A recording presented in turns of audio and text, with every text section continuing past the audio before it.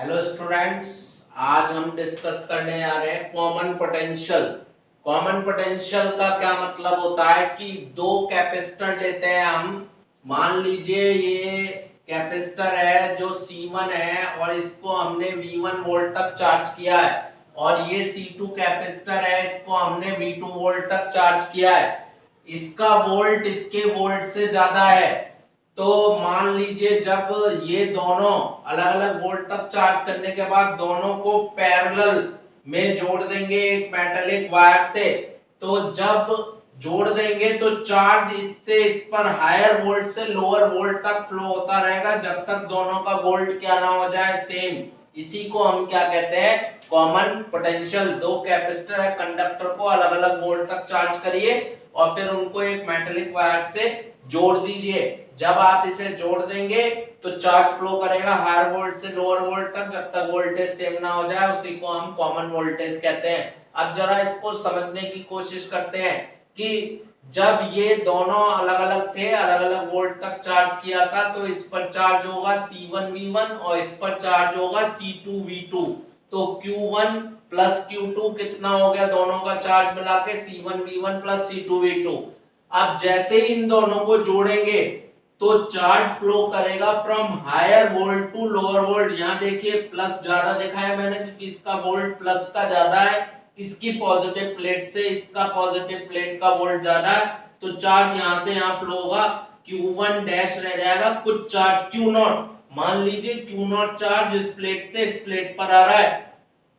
अब वो आगे कैसे जाएगा यहाँ से यहाँ, तो देखिए यहाँ पर मैंने बताया था इसका वोल्ट ज्यादा है तो इस पर चार्ज ज्यादा बना है, इसका वोल्ट कम है तो इस पर चार्ज कम बना है। तो इसका नेगेटिव कम है, इसके नेगेटिव से, नेगेटिव प्लेट की बात कर रहे हैं, तो इसका वोल्ट यानी कि इस नेगेटिव वोल्ट से ज्यादा हुआ, तो चार्ज यहाँ से वही Q0 चार्ज जो यहाँ से यहाँ आया था, क्योंकि प्लस प्लेट का वोल्ट इसकी प्लस से ज्यादा था तो चार्ज यूं आया। अब इसकी जो नेगेटिव प्लेट है इसका वोल्ट इसकी नेगेटिव प्लेट से ज्यादा वोल्ट है।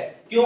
क्योंकि इसकी नेगेटिव ज्यादा चार्ज है और इसकी नेगेटिव कम चार्ज है, यानी कि इसका वोल्ट कम नेगेटिव है तो इसका वोल्ट इसकी नेगेटिव से ज्यादा हुआ, तो ये चार्ज यहां से फिर यहां चला जाएगा। ठीक है, अब मान के चलते हैं इसको 12 वोल्ट का एक एग्जांपल ले लेते हैं। तो जैसे ही चार्ज, और इसका 9 वोल्ट था, जैसे ही चार्ज इससे इस पे जाएगा तो इसका कम हो गया वोल्ट, 11 वोल्ट रह गया, और इसका 9 से मान लिया 10 हो गया। इस तरह चेंज आएंगे। तो जब इन दोनों को जोड़ देते हैं तो इस पर जो चार्ज बचा जोड़ने के बाद, कॉमन पोटेंशियल V हो गया, तो इसका चार्ज Q1 डैश कितना हो गया C1V, और इसका चार्ज कितना रह गया Q2 डैश C2V, क्योंकि दोनों का वोल्ट बराबर हो गया तो total charge C1V plus C2V after connecting.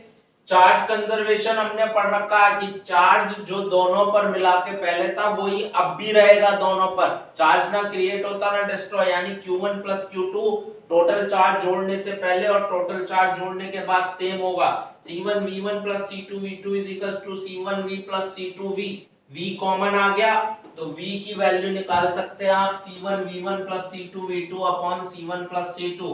C1V1 plus C2V2 क्या हो गया, ये टोटल चार्ज हो गया, और C1 प्लस C2 क्या हो गया, टोटल कैपेसिटेंस। तो कॉमन पोटेंशियल आया total charge upon total capacitance. अब जो कंपटीशन की तैयारी कर रहे हैं वो ध्यान दें कि इन दोनों कैपेसिटर को हम जोड़ सकते थे, जैसे यहाँ ध्यान दें, यहाँ देखे प्लस प्लस से जुड़ी है माइनस माइनस से, लेकिन अगर प्लस माइनस से जोड़ दें और माइनस प्लस से जोड़ दें तो फिर कैसे निकालेंगे कॉमन पोटेंशियल। तो बस यहाँ पर प्लस की जगह माइनस हो जाएगा, C1V1 minus C2V2 upon C1 plus C2। ये स्टार पॉइंट है, यानी कि ऑप्शनल है, आपको बता दिया गया है। आगे आए रीडिस्ट्रीब्यूशन ऑफ चार्ज, मतलब जब इन दोनों को आपस में जोड़ दिया तो पहले चार्ज Q1 और Q2 था, अब कितना रह गया इस पर Q1 डैश, अब इस पर कितना रह गया Q2 डैश, क्योंकि कुछ चार्ज इससे इस पर आ गया। तो Q1 dash upon Q2 dash जोड़ने के बाद चार्जेस का रेशियो क्या होगा, C1V C2V, क्योंकि V दोनों का सेम हो चुका है तो ये कट जाएगा V से V। तो Q1 dash upon Q2 dash कितना आ गया, C1 अपॉन C2, यानी चार्जेस कैपेसिटेंस के रेशियो में आ गए। चेंज इन पोटेंशियल ये ऑप्शनल है, फिर से करना चाहे तो ठीक है, नहीं तो नहीं। पहले वाला जो कैपेसिटर था इसका वोल्ट कम होगा, कितना, V1 था, V1 से कितना हो गया कॉमन V आ गया, जब इसके साथ जोड़ दिया तो V1 से घट के V यानी कि कितना चेंज आया v1 माइनस v, v की वैल्यू रख देंगे c1 v1 plus c2 v2 upon c1 plus c2, calculate कर लेंगे, ये आ जाएगा। और जो सेकंड वाला कैपेसिटर था इसका वोल्ट कम था तो चार्ज इस पर आ रहा है तो इसका वोल्ट बढ़ जाएगा, यानी पहले v2 था, v2 से क्या हो गया v, यानी इसमें कितना चेंज आएगा v माइनस v2, v की वैल्यू रख देंगे, सॉल्व करेंगे, ये आ जाएगा। अब दोनों को डिवाइड रेशियो निकाले, change in first upon change in second, तो ये जो कॉमन टर्म है कट जाएंगी, c2 अपॉन c1 आ जाएगा, यानी change in voltage inverse ratio of capacitance में आ रहा है, जबकि चार्ज जो आ रहा है रिडिस्ट्रीब्यूशन वो डायरेक्टली टू द कैपेसिटेंस आ रहा है।